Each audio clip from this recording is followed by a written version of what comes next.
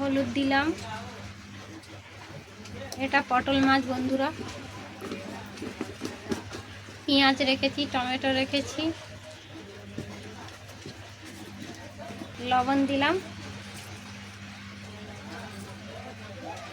বন্ধুরা গুঁড়ো লঙ্কা দিলে কি হয়, একটু মাছের টেস্টটা হয় আর মাছটা ভাজাটা খুব সুন্দর হয়। দেখো বন্ধুরা মাখানো হয়ে গেছে।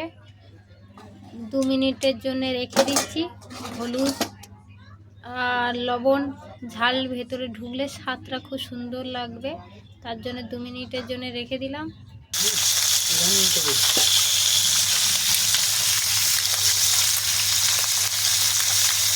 দেখো বন্ধুরা ছোট কড়া, তার জন্য 2 পিস মাছ তুলেছি, এখনো ভাজা হয়নি, সবে তুললাম। দেখো বন্ধুরা ছোট জায়গা শর্ট হচ্ছে, তার জন্য 2টো করে মাছ তুলছি। তেল দিলাম।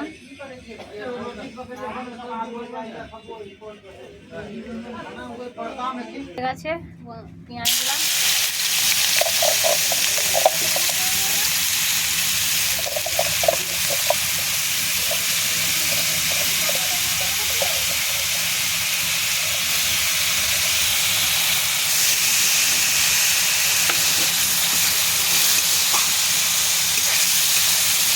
পেঁয়াজটা ভাজা ভাজা হয়ে আসবে।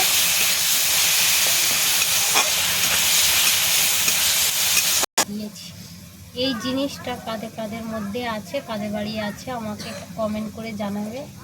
এটা খুব সুন্দর মিক্সি হয়, ঠিক আছে, ছোট ছোট হয়, একদম মিক্সি হয় না, ছোট ছোট একদম হয়ে গেছে। আমাদের তো মিক্সি নেই, তাই এতে ছোট করে নিলাম তাড়াতাড়ি হওয়ার জন্যে। লাল লাল হয়ে গেছে। এবার আমি রসুন আদা একসাথে পেস্ট করেছি, ওইটা দিয়ে দেব।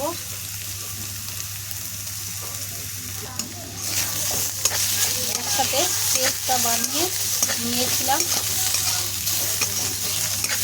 এটাও লাল লাল হয়ে আসবে।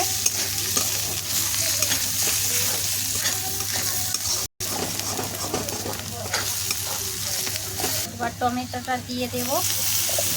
টমেটো দেওয়ার পরে টমেটোটা একটু নরম হয়ে আসবে।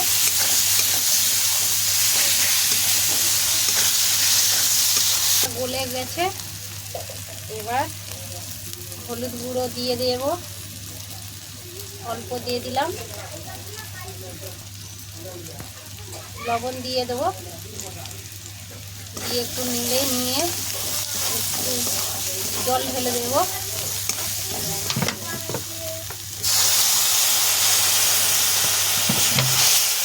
একটু নেড়ে নেব, নেড়ার পর একটু কষা হয়ে যাবে। মাছের মশলা ছিল, ফিশ মশলা, ওটা একটু দিয়ে দিলাম।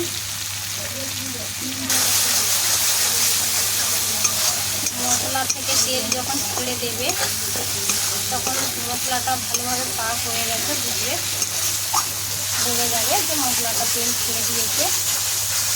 দেখো তোমরা তেল অলরেডি ছেড়ে দিয়েছে। উপরে জল দেবো, কেন দুজনে একটু খাবার, বেশি জল দিলে ভালো লাগবে না। মাছটা ভেজার জন্যে জলটা দিয়ে দিলাম। এবার ফুটতে গেলে মাছটা দিয়ে দেবো। মাছ ঝোল ফুটে গেছে, মাছটা দিয়ে দিলাম। দুজন খাবো, 2 পিস মাছ দিয়ে দিলাম।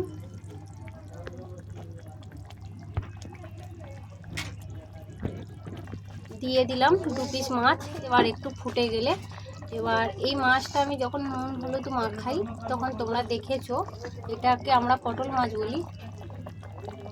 আর তোমরা এই মাছটাকে কি নামে চেনো কমেন্ট করে জানাবে।